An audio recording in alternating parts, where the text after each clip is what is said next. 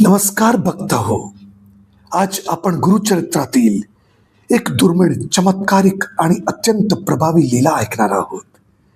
दत्त गुरूंचे वरदान, उद्धाराची कथा. ही कथा आत्म्यात भक्ती निर्माण करणारी आहे. नर्मदा तटावर एक गाव होते, कनकपूर. गावात रामू शेतकरी आणि त्याची पत्नी सरोजा. गरीब, दरिद्र्याने त्रस्त पण अतूट श्रद्धेचे दत्त भक्त. रामू रोज सकाळी उठून म्हणायचा, दत्ताबा, माझं कुटुंब सांभाळा. शेत दुष्काळाने पिचलेले, घरात खायला नाही, पण दत्तांच्या नामस्मरणात त्यांचा विश्वास कधी कमी झाला नाही. गावातील लोक म्हणायचे, तुझ्या घरात काहीच नाही तरी इतकं शांत कसं? रामू हसायचा, ज्यांच्या घरात दत्त बसलेत तेथे चिंता कशी येईल. एके दिवशी रामूच्या घराला मोठा आघात बसला. त्याची एकलुती एक मुलगी जानकी अचानक आजारी पडली. शरीर रेषा थरथरू लागल्या, तोंडावर गंभीर सावली.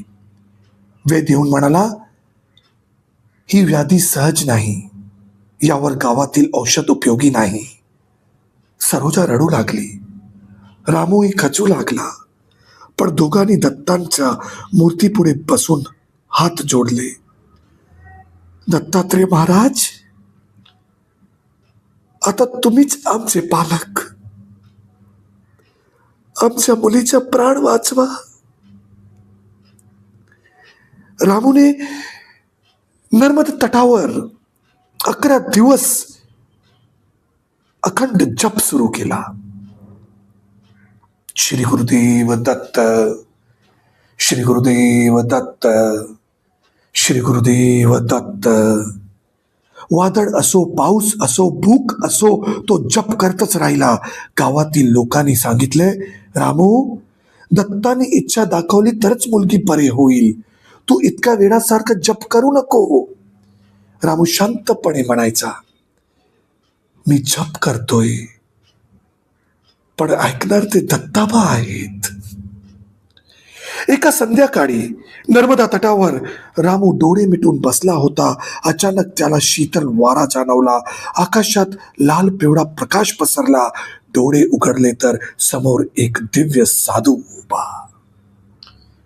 डोळे उघडले तर समोर एक दिव्य साधू उभा. कपाळावर त्रिपुंड, हातात कमंडलू, डोळ्यात समुद्रासारखे करुणा. साधू म्हणाले, रामू, तुमची हाक आम्हाला ऐकू आली.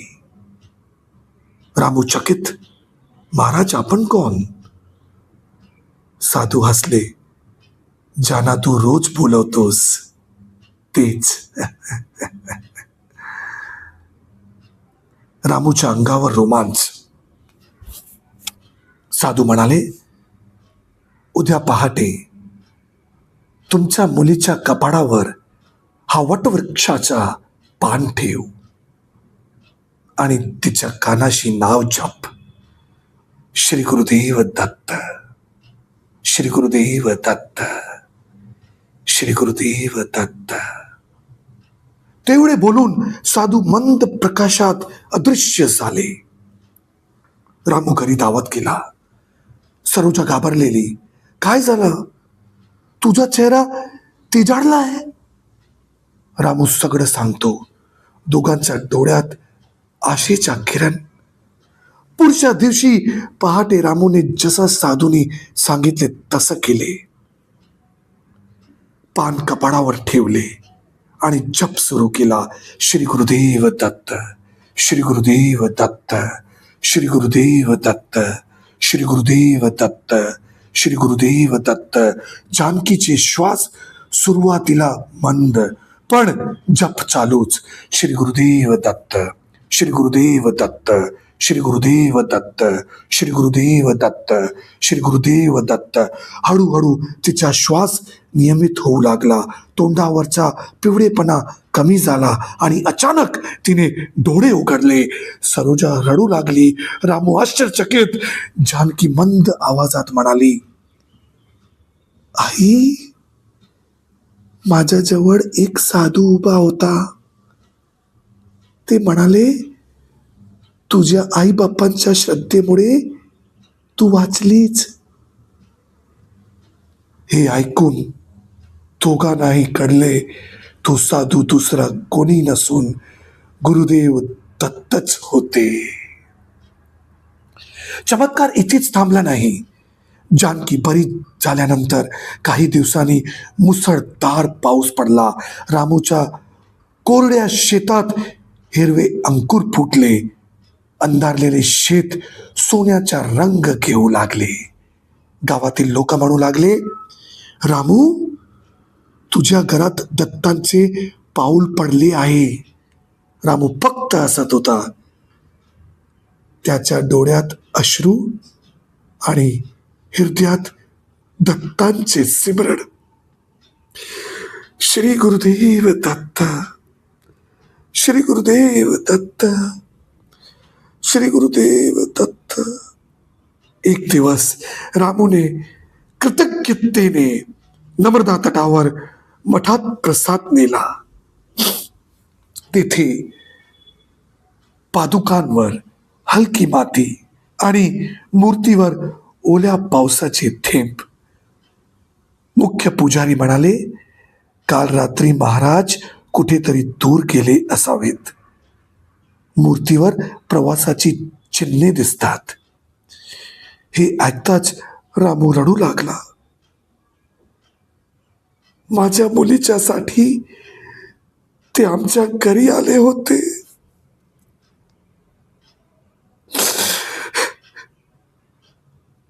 ते आमच्या घरी आले होते. पुजारी म्हणाले, भाग्यवान आहेस रामू. दत्तांच्या लीलांची गती सांगता येत नाही. तू भाग्यवान आहेस. रामूच्या कथेने गावात भक्तीची लाट उसळली. लोक दत्त मंदिरात येऊ लागले. जप सुरू झाला. पादुका पूजन वाढले. प्रत्येकाच्या घरी शांतता, सुख आणि समाधान येऊ लागले.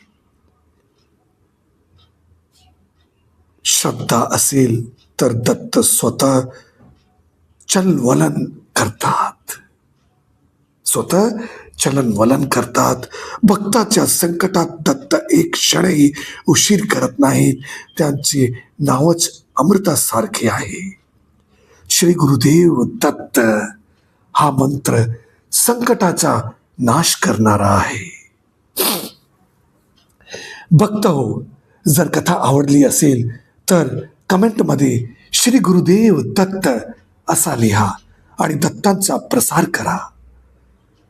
दत्त महाराजांची कृपा तुमच्या घरावर सदैव राहो.